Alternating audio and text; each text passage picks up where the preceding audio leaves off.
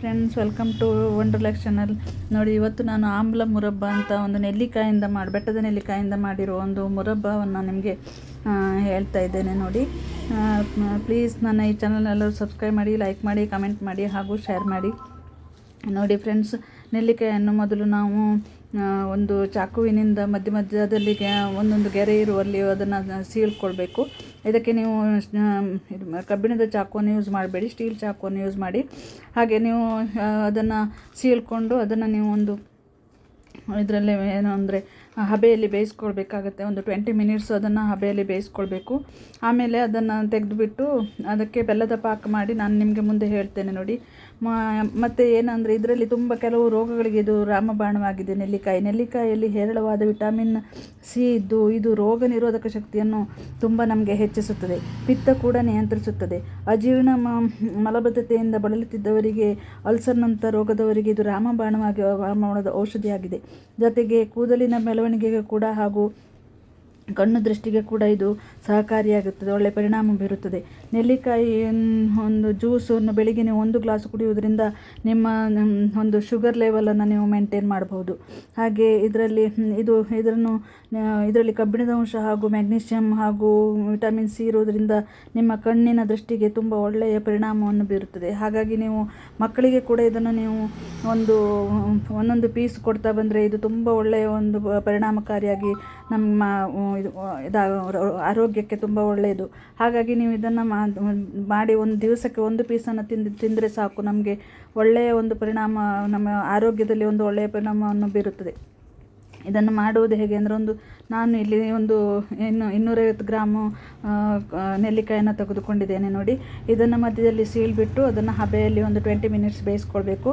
ಆಮೇಲೆ ಅದು ಆರಿದ ನಂತರ ಅದರಲ್ಲಿ ನೀರನ್ನೆಲ್ಲ ತೆಗೆದು ನೀಟಾಗಿ ಅದನ್ನು ಸ್ವಲ್ಪ ಬಿಸಿಲಲ್ಲಿ ಇಟ್ಕೊಂಡ್ರೆ ಒಳ್ಳೆಯದು ನಿಮಗೆ.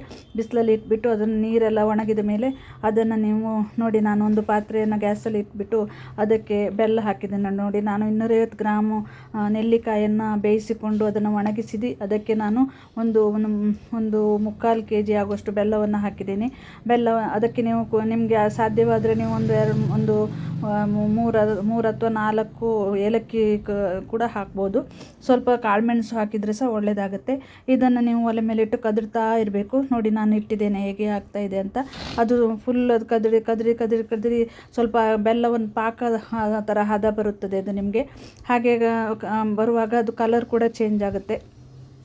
ಕಲರ್ ಚೇಂಜ್ ಆಗಿ ಸ್ವಲ್ಪ ಪಾಕದ ಥರ ಆಗುವಾಗ ನೀವು ಅದನ್ನು ಇಟ್ಕೋಬೇಕು. ಕೆಳಗಿಳಿಸ್ಕೊಂಡು ಅದು ಸ್ವಲ್ಪ ಆರಿದ ನಂತರ ಅದನ್ನು ನೀವು ಒಂದು ಬಾಟ್ಲಲ್ಲಿ ಹಾಕಿ ಶೇಖರಣೆ ಮಾಡ್ಬೋದು. ಇದು ನೀವು ಫ್ರೀಝರಲ್ಲಿ ಇಡಬೇಕಂತೇನಿಲ್ಲ. ನೀವು ಹಾಗೆ ಬಾಟ್ಲಲ್ಲಿ ಚೆನ್ನಾಗಿರೋ ಒಂದು ಬಾಟ್ಲನ್ನು ಗಾಜಿನ ಬಾಟ್ಲಲ್ಲಿ ಹಾಕಿ, ಏರ್ಟೈಟ್ ಬಾಟ್ಲಲ್ಲಿ ಹಾಕಿ ನೀವು ಇಟ್ಕೊಂಡ್ರೆ ದಿನ ಇದನ್ನು ಯೂಸ್ ಮಾಡೋದ್ರಿಂದ ನಿಮ್ಮ ಆರೋಗ್ಯವನ್ನು ನೀವು ಕಾಪಾಡ್ಕೊಳ್ಬೋದು. ಹೀಗೆ ನೀವು ಮಾಡಿ ನಿಮ್ಮ ಮನೆಯಲ್ಲಿ ಕೂಡ ನಿಮ್ಮ ಮಕ್ಕಳಿಗೆ ಆಗಲಿ ನೀವು ಆಗಲಿ ದೊಡ್ಡವರಿಗೆ ಕೂಡ ಇದನ್ನು ಯೂಸ್ ಮಾಡಿಕೊಂಡ್ರೆ ಚೆನ್ನಾಗಿರುತ್ತೆ. ನೋಡಿದ್ರಲ್ಲ ಫ್ರೆಂಡ್, ನೆಲ್ಲಿಕಾಯಿ ಮುರಬ್ಬ ಮಾಡೋದು ಹೇಗೆ ಅಂತ. ನೀವು ಮನೆಯಲ್ಲಿ ಇದನ್ನು ಇಟ್ಕೊಂಡು ಮಕ್ಕಳಿಗೆ ಕೊಡಿ.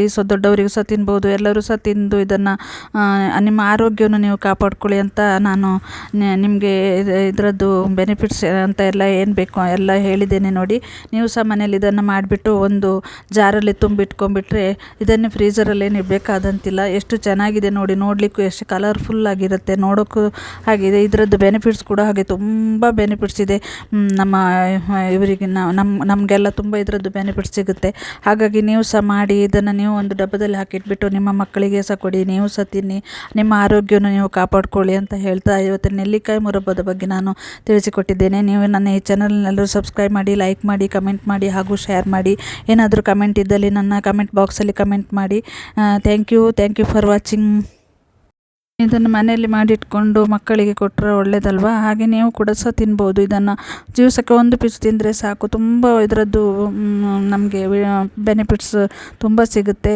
Thank you for watching.